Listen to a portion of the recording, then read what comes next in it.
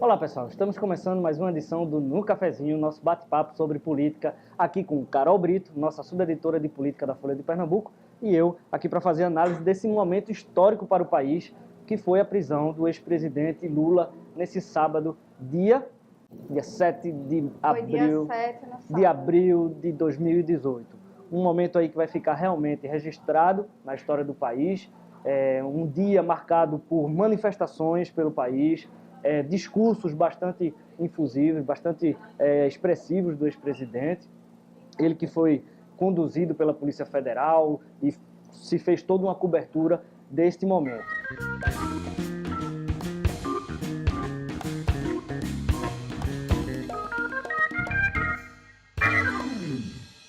Vamos começar um pouco com o resgate do que aconteceu naquele dia histórico, para a gente depois fazer uma análise aprofundada das consequências disso tudo, para vocês aí ficarem inteirados sobre o que está acontecendo com o nosso país.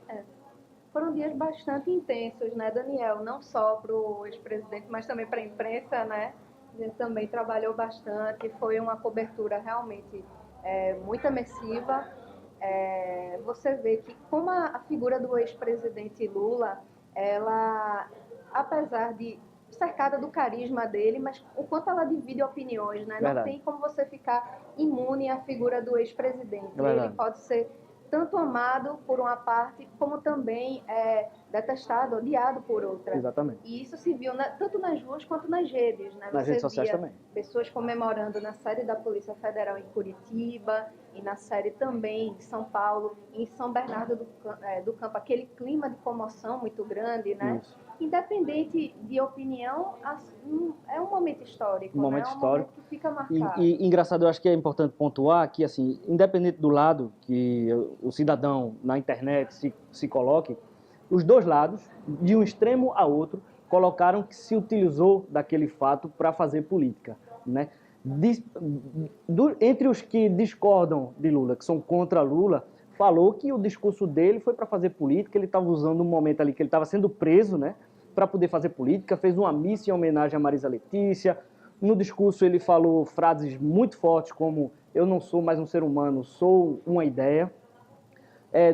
Fez uma certa citação ao discurso famoso de Martin Luther King, quando ele diz, eu sonhei um dia que o metalúrgico poderia assumir o poder, eu sonhei um dia que a gente poderia diminuir a desigualdade do país. Então ele realmente pensou num discurso redondo e muito contundente, que marcou aquele momento de uma forma muito enfática. A militância toda embaixo é muito eufórica, né? Fazendo acenos e tudo mais, dizendo para ele não se entregar. Depois teve aquele momento que o pessoal impediu ele de sair, de se entregar, de ir para o carro da Polícia Federal, quebrou-se portão, o pessoal realmente não quis deixar ele sair, mas quem é contra Lula disse que aquilo estava tudo planejado, que o pessoal, na verdade, não foi nada espontâneo, aquela história de segurar ele para não sair, que tinha sido tudo planejado, para passar essa impressão de que ele é um herói, de que ele quando, na verdade, na visão de quem é contra ele não passa de um criminoso, uma pessoa que está sendo condenada, que está sendo presa.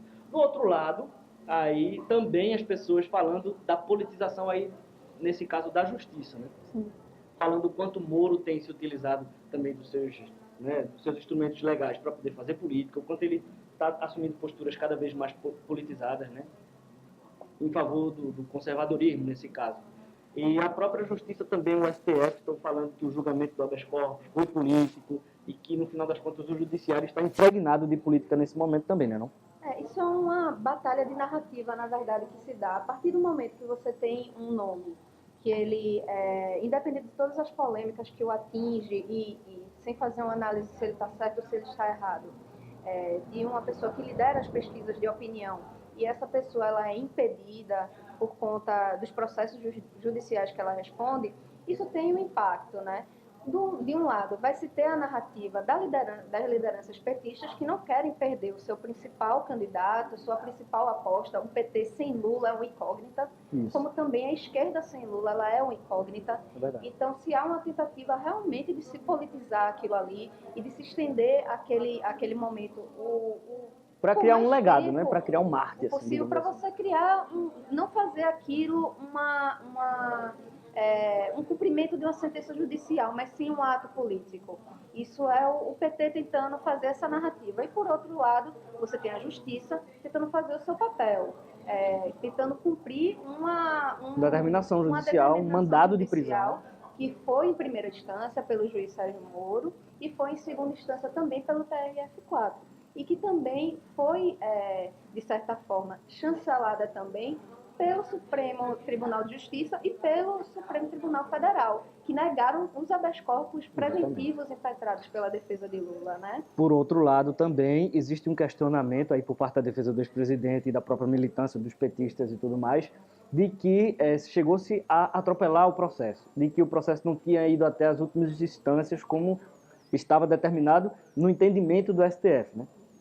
Depois de julgado todas as instâncias, no TRF4, que é a segunda instância, podia se expedir o mandado de prisão. Acontece que ainda tinha, na visão deles, algumas possibilidades de recursos, os embargos dos embargos.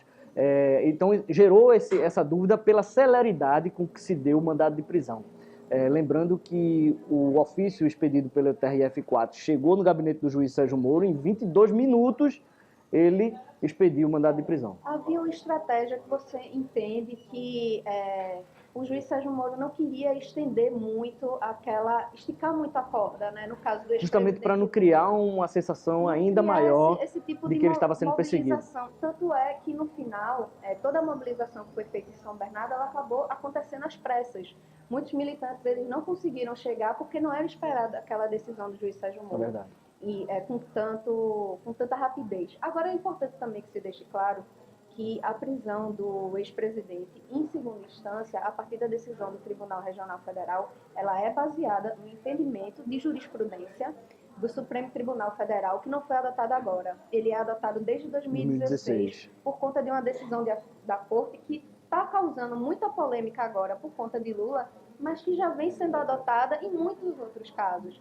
Ela foi, por exemplo, utilizada para você prender, por exemplo, o Eduardo Cunha, o Sérgio Cabral. Isso. Então, é uma decisão que foi muito importante para os rumos da Lava Jato, para a Lava Jato chegar onde se chegou. Agora, você pode questionar também se é constitucional ou não. A Constituição Federal ela é expressa, ela determina que ninguém pode ser considerado culpado até o trânsito em julgado de decisão condenatória.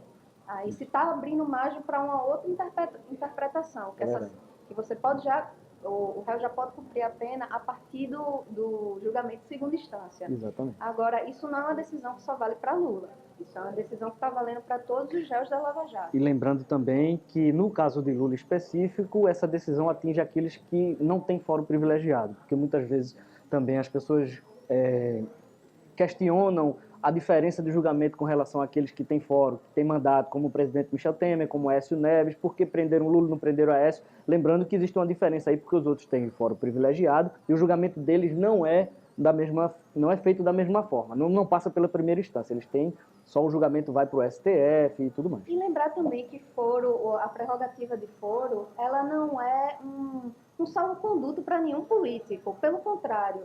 Era para ser, inclusive, mais célere, porque você não passa por várias instâncias, você só vai passar pelo Supremo Tribunal Federal. Agora, o que acontece é que, às vezes, o Supremo demora muito, e demora tanto que o julgamento até prescreve. Prescreve, como foi o caso do próprio Aécio Neves, né? Teve julgamento com relação a ele que prescreveu. Do senador José Serra. Agora, isso é uma questão... Abrindo margem para um questionamento, exatamente, dessa seletividade na justiça. Exatamente. Eu acho que tem que se haver um questionamento, porque hoje em dia esse nome foro privilegiado ele não foi dado à toa pela opinião pública, foi dado porque de tantos casos que você vê de impunidade no país, porque infelizmente o caso vai para o STF, parece que a liderança ela ganhou um salvo-conduto, uma libertação. Tanto é que muitas figuras hoje do cenário político estão lutando para manter os seus mandatos justamente para não serem prejudicados com o fim do fórum privilegiado. Né? É o caso do próprio Temer, de algumas outras figuras que estão sendo investigadas e que responderão depois de acabados os seus mandatos. Tem dois casos aí que ficaram muito conhecidos. Primeiro, o caso do próprio ex-presidente Lula. porque quando a presidente Dilma estava no seu mandato, No auge da sua crise, e no auge da crise Lula começou a ser cercado por essas investigações, ela tentou nomeá-lo ministro da Casa Civil. Isso gerou uma polêmica enorme, porque todo mundo começou a bater bastante de que seria uma tentativa de dar uma libertação ali para ele. dá uma segurança maior para ele não ser preso naquele momento. Ele foi preso muito tempo depois. Mas, muito bem lembrado desse exemplo, porque é um dos fatos que contribuem para o questionamento do posicionamento de Moro. Ele chegou a pedir desculpa depois, entre aspas, porque divulgou esse áudio que envolvia um presidente em exercício, que era ex-presidente Dilma Rousseff, e hoje se diz muito que Moro optou por um posicionamento político. Naquele momento ele sabia que a Lava Jato poderia perder força se ele não conseguisse envolver a cúpula do PT nessa investigação, e ali ele tomou a decisão de divulgar um áudio que foi considerado ilegal depois, e ele chegou a pedir desculpa e tudo mais. Mas o fato é que existe muito pano para manga ainda nessa história, né, com relação ao futuro do ex-presidente Lula. Se ele vai se tornar uma liderança, um mito, né, um Marte, sei lá, algo que tenta se fazer, inclusive recorrendo internacionalmente, ONU e tudo mais, para manter o legado de Lula vivo, ou se ele vai perder, de fato, popularidade no momento em que ele, dentro da prisão, não conseguir ter a mesma influência que ele tem no campo da política. Isso aí a gente vai deixar para o próximo capítulo, porque agora... Muito assunto, né? Muito assunto. Já entrou aqui em vários que a gente poderia desdobrar em 5 cafés. É verdade. Ficamos por aqui então. Muito obrigado pela sua audiência. Compartilhe, curta nossos vídeos e até a próxima.